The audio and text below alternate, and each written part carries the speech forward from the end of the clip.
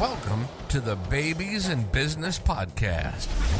Join your hosts, Rachel and Avram Gonzalez, real-life parents and business partners. Each week on Babies in Business, Rachel and Avram create a space for entrepreneurial parents to find their own way. They'll dive into insights on topics like leadership, efficiency, self-awareness, budgeting, and human psychology as they nurture their family and build their business. Here's your hosts, Avram and Rachel. We went to the zoo the other day, and it was just about damn near a disaster. Well, more specifically, our oldest son, Lincoln, loves the zoo. And when we talked about going to the zoo, he was all pumped about it. Yep. But when it came to getting him to go, to put his shoes on and go in the car. Multiple things. Oh, yeah. There was so much struggle just getting to the car to get to the zoo. Yeah, and putting him in the car seat and strapping him in, just all the things. So You guys will laugh because the other day we did this episode on future pacing. I think it was episode number 70, so you can go back and laugh at that.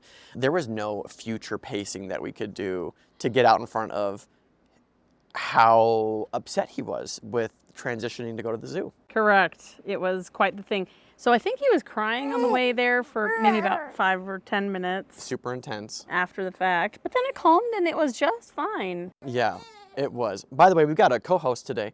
That's our youngest, August, hanging out here in the podcast studio. He woke up early from his nap, so he's just chilling with mom and dad. We got to record these podcasts before we go on a family trip next week. So we're getting it done.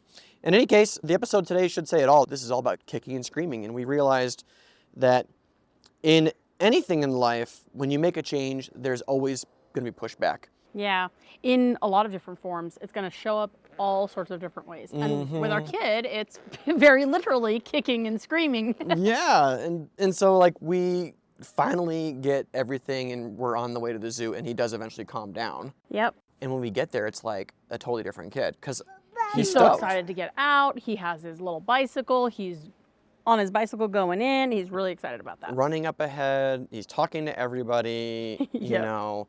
And then we had similar thing on the back end, right? It's like he was Yeah. clearly done Yeah. and ready to go home. And we usually offer some choices, like toddler-sized choices of would you like to walk or would you like me to carry you?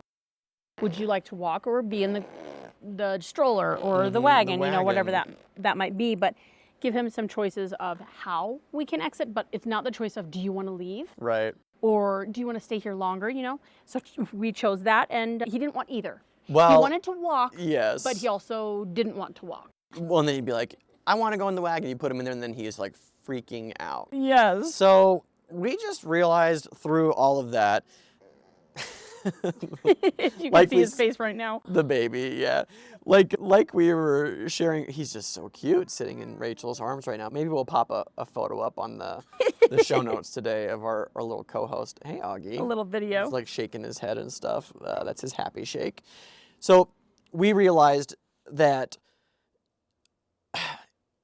there are times when you know what's better for your kid and you just gotta move forward. Yep. You have to be the adult. You have to be the one to say, well, this is what we're doing. And you may have these choices within that choice, but they're very limited Yeah. of how he wants to participate. You know, do you want to walk or do you want to be carried? Right. But we're going out of the zoo. Right. So which one would you like? Yeah. So you can expect pushback and have made the decision already that we're going to do this. Yeah. Look, let's be honest. Sometimes when your kids are freaking out, you're just like, whatever, we're not going to go. Right. And that's an impulse. Like if you've had a long day, a long week, you're pretty close to that decision already, but you have to have decided before the fight begins that you are going to make it out the other side. Yeah. The other thing that we thought about and realized that was, you know, a big part of our business success as well, and is that if you want to change something in your business, a process or who does something, or you bring in a new hire, or you want to raise your prices, Right. you know, you might have team members that push back with doing something different. Sure. A lot of times Rachel and I are having discussions about stuff. Rachel, how often am I kicking and screaming to get something new done that we've never done before?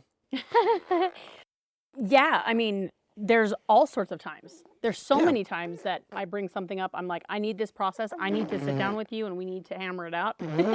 And I'm pretty resistant, like, oh, we have a million other things to do right now. Yeah. Well, and then I come back with some reasons like, okay, so here's the deal. If you would like, we can keep going without this process built, and this is what it looks like. And so I'll paint the picture for you. I'll say, okay, so you're going to be doing all of these things.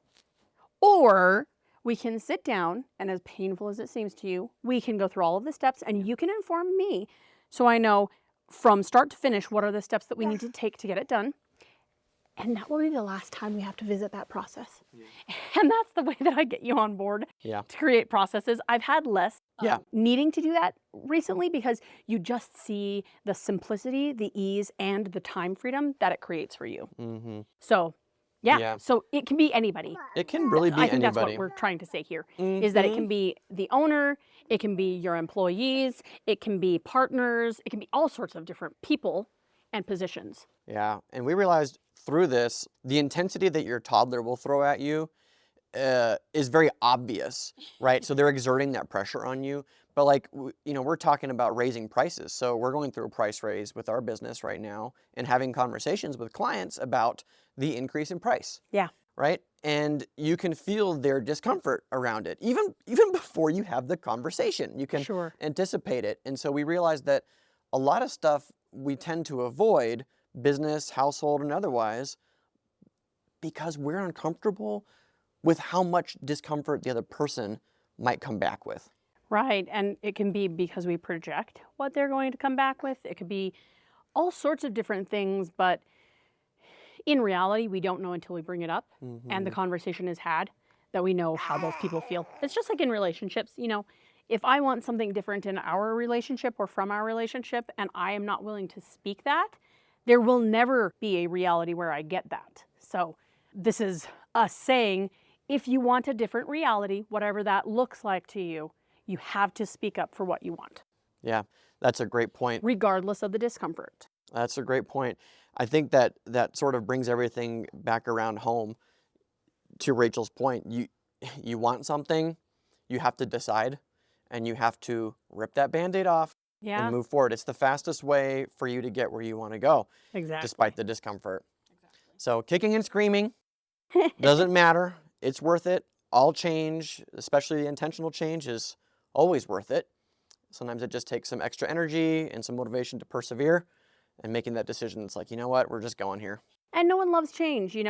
I remember a quote, my dad was the one that always said it to me, and it is, change is the only constant thing in life. And I was just so frustrated by that because I am not somebody that likes change historically in my past, and when I was younger most especially. So nobody likes change, but it is inevitable and it is constant. So the more we can do to embrace it and help people through it, but go forward regardless of what other people might feel, because oftentimes it's what we're projecting and it's not the reality. Yeah. So we'd love to hear from you. Over at the podcast, you can go to babiesandbiz.com/73. I believe that's this episode, where you can find all the show notes, the takeaways, the breakdowns, also some of the other episodes we mentioned, like the future pacing episode. You'll find that stuff in the show notes.